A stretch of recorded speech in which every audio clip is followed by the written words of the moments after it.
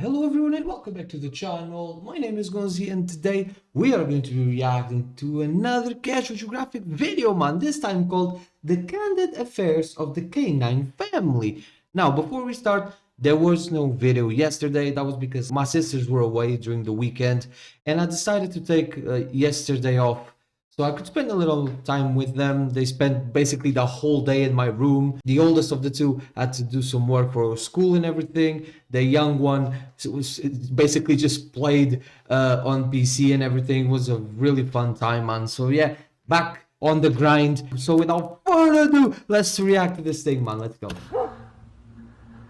Surprise, motherfucker! Oh, this video is terrifying. That is humongous, bro. A wolf is scary, you know.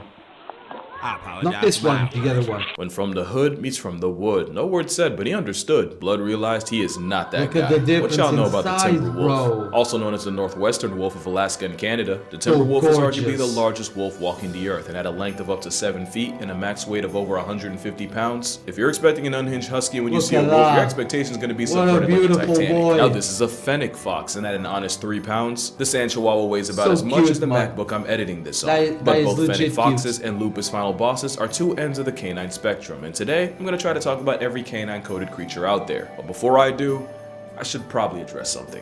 I made a video on the top 10 most misunderstood animals, and I honestly don't know how I yacked go for watch almost it. 17 minutes and didn't once mention wolves. Forget top 10, there might not be 5 animals we've gotten more wrong about. First things first, there's no alpha wolf, it doesn't exist, I will fight you. The thing is, the guy that came up with alpha wolf did so in a book after watching Wolves in Captivity. David Mech would then spend the rest of his career trying to take it back, imploring people not to buy the book and even trying to get printing presses to stop publishing it. But like a drunk Friday night tattoo, the alpha thing stuck no matter how hard he tried to scrub it off. In real life, the wolf pack is just a family. The 2 alphas are really just the 2 parents, and the rest are just generations of the kids that haven't left to make their own pack yet. Because I know a certain demographic's gonna try to fight me on that, I'm gonna say this. When the term alpha male was first used academically in 1921 by Monica Sumra, she wasn't talking about wolves. She was talking about chickens. A literal pecking order. Not even like roosters, I'm pretty sure she was on about vindictive hens. I'ma just let that marinate. But yeah, alpha wolves don't exist. At least not in the wild. I'm sure if you take a bunch of wolves that don't know each other and put them behind a fence, pack politics will look a little different. But that's kind of like writing a book on human nature based on studying folks in max security. And unlike prison, a wolf pack is actually structured to avoid infighting. As a rule, you usually get 5 to 9 wolves in a pack. And because nature hates rules, in 2011, there was a pack of 400-something wolves terrorizing the town of, I'm gonna say Verkhoyansk, where they allegedly murked 30 horses in 4 days. That's in Yellowstone. Yeah, only in Russia. The alpha thing's It's not the only thing we've gotten huge. wrong about wolves. We've been doing them dirty for decades. Like that time we thought wolves were pets when actually... You remember when I said nature's like a Jenga tower and some animals are the block that can bring it all down? The Op of Riding Hood is a keystone species that stabilizes the ecosystem. We know that because after humanity went ahead and wiped wolves off the Yellowstone census, the elk started wilding and eating all the plants, the songbirds and beavers that needed the plants went ghost, and without beavers, everything was damned. Not to mention, the one animal people arguably hated more ran through America. But we'll get to that. All that and wolves actually kill less than 1% of livestock, and that was the whole reason we went ahead and played God in the first place. There's more too, like the fact that wolves are actually scared shitless of people, to the point where they'll avoid buildings, roads, and even the sound of a snowmobile can stress them. Big bad wolf has only killed less than 40 people in North America, and about 30 of those happened before the 1900s. Meanwhile, this shit was last year. There's also little fake facts that personally grind my gears, like wolves don't howl at the moon. They howl mostly to communicate they face the moon because unless you're rallying earthworms, if you're making an announcement, you're probably facing up. They also howl to mark their territory, and sometimes they just do it for pack bonding. That's so cool. Thank you.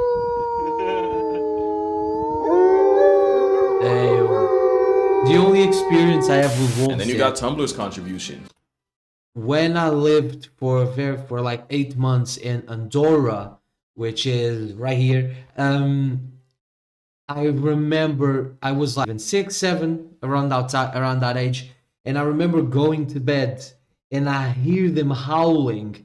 And we lived in our first house was literally in the middle of the mountains. Then we moved into the capital, but we lived literally in the middle of the Pyrenees, and I heard them howling constantly at night. It was surreal. I never saw one, but I heard them all throughout the night. It was amazing. No, actually the opposite. It's the leaders of the pack, you know, the parents that, lead. And unless you're Norman Bates Jr., you wouldn't put your crippled grandmother in front to deal with all the unbroken snow. And I don't know what to say about this except Hollywood and Wattpad have ruined the way some of y'all think about wolves. Into the Omegaverse ass poke. But yeah, wolves might be the most maligned animal out there, but I will say their PR has gotten way better. Meanwhile, coyotes have been catching more smoke than hot dogs in July. Wolves hate coyotes off principle. Eagles and crows hate them because they fight for the same scraps. Trauma donkeys don't rock with anything canine. And a coyote can breathe and earn a cougar's wrath. And let a bear get a hold of one and shit gon' really get grisly. Even Mark Twain's written diss track towards coyotes was the honest to God inspiration for a pain magnet of a Looney Tune.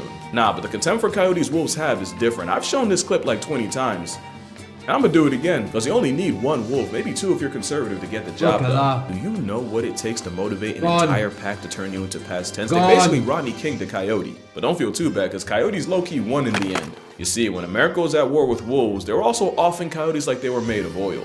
But because coyotes are canine cockroaches, the attempts to cancel coyotes only led to more coyotes. The prairie pup apparently has a roll call, essentially a census where a female will call out, and if she doesn't hear a lot of coyotes back, it'll actually trigger a metabolic change to produce a bigger litter. And one thing they have that wolves don't is coyotes are fusion fishing, meaning you can catch them in a pack, but if things ever get critical, they can break apart, split up, and spread out. The reality is, generations of being a wolf's chew toy prepared coyotes for everything humanity could possibly throw at them. Studies say you can Thanos snap 75% of a coyote population every year for 50 years straight, it still won't dent them. Today, you can find a coyote in every state that isn't Hawaii, and it was humanity's hate boner that Ubered them. And that's why I love them. Like I said, they're alive entirely out of spite. I respect game, especially since at one point the wolf population in America was so down bad. Something something, life finds a way, something something, now we have coy wolves. In some places, virtually every wolf in the area has coyote DNA in it. Can I remind you that wolves are literally prejudiced towards the very animal they ended up getting Genghis Kong'd by? That's like if Thomas Jefferson was alive to see what would become of his bloodline. And considering you can find a coyote in Burbank, Orlando, and the Bronx, safe to say, they won the war. But foxes might have won the game of life. While a carnivore with the most real estate on earth isn't the leopard, it's not a type of eagle, it's the red fox. You can find foxes anywhere short of a penguin playground, and out of all wild dogs, foxes have the most range. Of course you have the red, the most well-known fox, but also a lesser-known menace to other foxes. There's my personal favorite, the Arctic fox. Look at that canine cotton ball go. There's a terminally unamused Tibetan fox. Look at this dude. The aforementioned dune puppy, the fennec fox. And how can you forget the cross fox?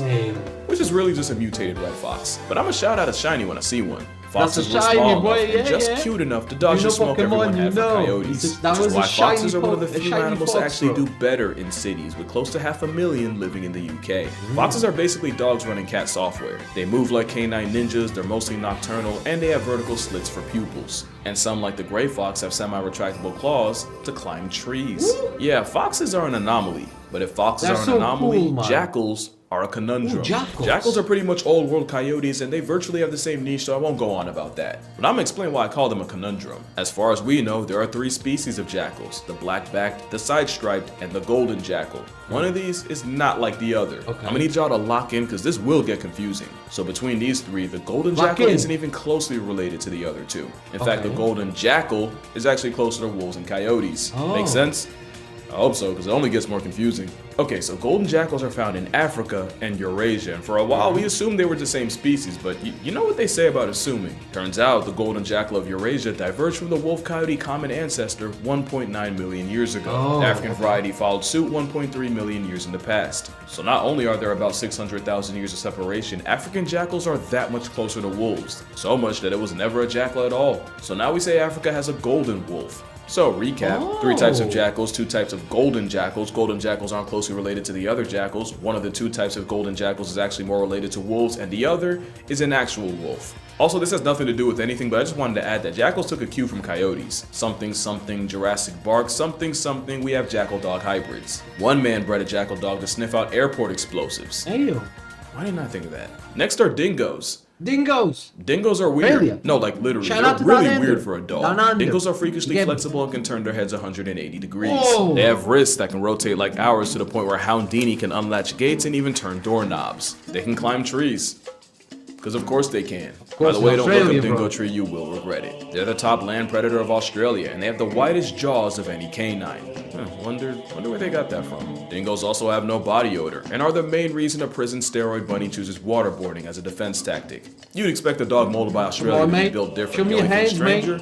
Hey, It's leave where the exactly rule they came alone, from. mate. Some say dingoes are pet dogs that saw Australia as free real estate, and others, they swear dingoes have been here for 10,000 plus years. Damn. But after a whole lot of debating, seems like we finally come to a consensus. Dingoes were more than likely airdropped by sea-traveling humans from the islands of Southeast Asia Thanks. and China some 5,000 years ago, where they stayed isolated from anything canine until European settlers pulled up much later. Before that, dingoes had this relationship with indigenous Australians. Not exactly like pets, but they were chill with each other. After years of plot development, they would become the kangaroo nightmare we know them as today. They've been compared to New Guinea singing dogs, Carolina dogs, and Indian pariah dogs. And if you look close enough, yeah, I can see it. There is see it as another well. argument as to whether dingoes are their own thing or just another subspecies of wolf. The way I see it, dingoes aren't from there, but they were brought there, and they've been there long enough to have a defined role in the system, and now you can't tell the history of the country without talking about them. Kind of like...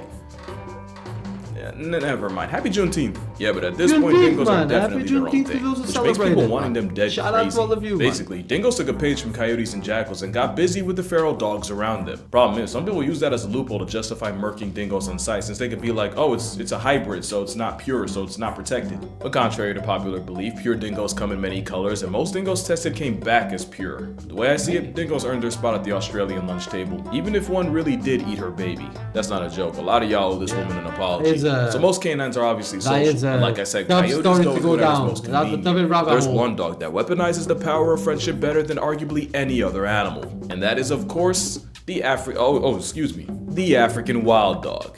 Oh, yes. Y'all see that? Yeah, there. They have a Tactical put you on a t-shirt, shirt rate t-shirt, of bro. 80%. Mostly because they're like homicide hounds running on Duracell. They don't get tired. They can easily They run don't, anything man. into exhaustion. They But it's their keep going. teamwork that makes them OP. African dogs hunt in a relay form, with different dogs Their taking ears turns are leading so the cute, chase. man. And once they make the kill, African wild dogs might be the only animals that let their Aw. pups eat first. Painted hounds are so down for each other that the hunt doesn't even happen unless the group votes on it. And they vote by sneezing. Get enough sneezes and the gazelle's fate gets sealed. Obviously, the lead dog's vote counts for the most, but enough underlings can decide the outcome if they stick together. Before they hunt, wild dogs have these ceremonies they do as a ritual that's pretty much a predatory pep rally. Their bond is so strong that there have been reports of rescued wild dogs getting so depressed from the separation from their pack that the grief literally kills them. And if a Damn. pup ever goes missing, the pack will put everything to the side and spend days looking for it. The loyalty of the African wild dog has no equal. But it might have a close second. Dholes are the forgotten wild dogs of Asia, both literally because Ooh. they're related, but also because they too get carried by numbers. They usually hunt light work like deer, boars, and rodents. The family foxes have been recorded bringing down buffalo, gars, and there's even one case of D-holes apparently erasing a young elephant. The dog, no bigger than a border collie, has even shifted tigers and jumped leopards. You can't pull that off without some world-class communication, and communication is what dholes do best.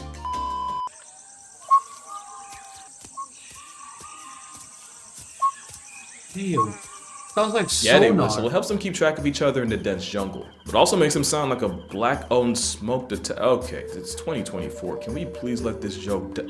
They'll also pee while doing a handstand to mark their territory. That has nothing to do with anything. I just thought it Wow. was fun. So Africa has wild dogs, Australia gets dingoes, North America and Europe both got wolves, and as you know, Asia gets the whistler. So what, did South America get left out? Of course not. This is a bush dog. Not the rarest, but definitely the most underrated. We don't know that much about them. We even thought they went extinct for a minute. They for real look more like a stubby Wolverine or a Latino Tasmanian They do devil, look but it's like because they're perfect Wolverines. for their life in the dense jungle near water. And boy, do they love that water. They're the only wild dogs with webbed feet, and not only can they dive, they have no problems catching bodies in water. They'll even lure prey to water where another bush beast will be waiting. Speaking of prey, they'll usually violate rodents like the Capybara. booties or capybara, but they've also been known to tap out 500 plus pound Ooh. tapirs. Now, if you've been paying attention, you might know Eat the bush dog's tapir. closest relative. Nah. This is the short-eared dog, and it is not the closest relative.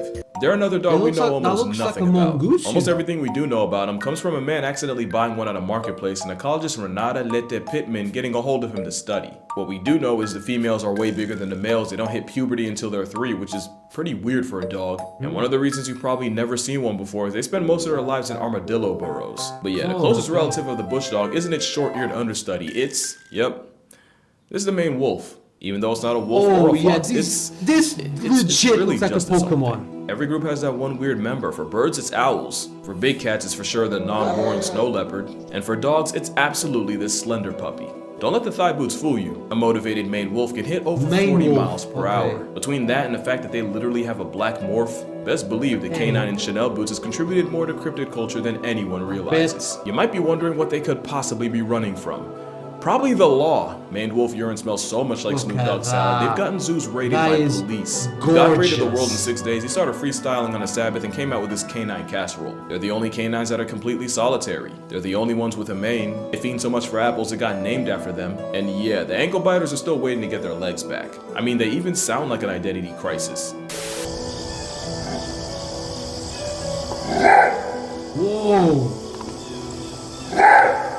I wouldn't expect a skunk-scented, vertically gifted, apple-eating Waluigi hyena to at sound that. any different. But I never would have guessed what they sounded like. Those are ugly, man. Sounding like shoe clowns. Clown shoes, bro. Don't be confused, it may be raccoon-coated, but it's closer to a fox in face paint. The raccoon dog, also known as a tanuki, is proof that once again, Tanuki, same okay. test, similar solution, homie, you know it's convergent evolution. They also inspired the Bakedanuki, a supernatural creature in Japanese mythology known for shape-shifting, and for other things I can't talk about. In real life, raccoon dogs are the only canines that hibernate, which is fitting because they might have caused the entire planet to hibernate in 2020, allegedly. Also, Tom Nook, Tanuki, Tom Nook the Tanuki. Yeah. Anyway, only 2 zoos in America have raccoon dogs, so if you want to see them IRL, you're kinda out of luck. But at least they're not endangered, not like the last canine Nice. here. The Ethiopian wolf isn't just Africa's most limited Whoa, carnivore, it's gorgeous, the rarest man. canine on Earth with less than 500 in stock. The thing with them is they're really good at living off the rodents living in the Afro Mountains. Got They've him. even learned to hunt near grass-eating geladas for better results. But Ethiopian wolves are also specialists, which means they can really only function in one place. So you're actually looking at the panda of dogs, except they're actually 3 times rarer with habitat loss, getting smoked by Wow. farmers, and overgrazing from competing cattle, not exactly helping them out. They're actually pretty cool if you get to watch a couple videos of them, but if we don't get our shit together soon, videos are gonna be all we have. And even though they're not technically hanging by a thread, wolves are still getting done dirty. They're still seen as pests in a lot of places and often murked on sight. Or you got wolf dogs bought to be a flex, only to be predictably thrown to the streets. It's a good thing we got places like the Howling Woods Farm in New Jersey. Hey, It's a shout out sanctuary to for them, wolf dogs man. that were abandoned only to be given a second chance at life. Nice. That absolute unit, his name's Orion. They all have Orion. different That's a combinations of great wolf with name. different personalities. Some are 30, 40% wolf, some are up to 95. As you can see, I don't discriminate. Even Sirius the Tripod got a lot of love. Don't tell the Whoa. others, but she's my favorite. I really feel like if we had more places like this, wolves would be so much better just off the PR. And it's not just wolves, Howling Woods has coyote dogs too, although you can't really go in with them. This isn't sponsored, by the way. They're not paying me or anything. I just really believe in what they're doing, and if you do too, the link to donate to their sanctuary will be in the description. I'll Shout be out personally to them, pledging a man. decent That's amount. great. But that's gonna do it for this video. Make sure you Let's drink go. water. Tell your Great father you video. appreciate him. Mom too. I ain't forget about y'all. Make sure you spread the word, the wolf word, and I'ma see y'all in the next. So there you have it, guys. Another banger by Casual Geographic, man. He's staying the GOAT. But as always, guys, before you go, don't forget our viewers on the channel, man. Come on, bro. Keep God first, as always. The night bird Drink water, go tell somebody you love them, man. If you're here, you know what to do, man. Like the video, subscribe to the channel. My name is Gonzi, and see you guys tomorrow. Goodbye.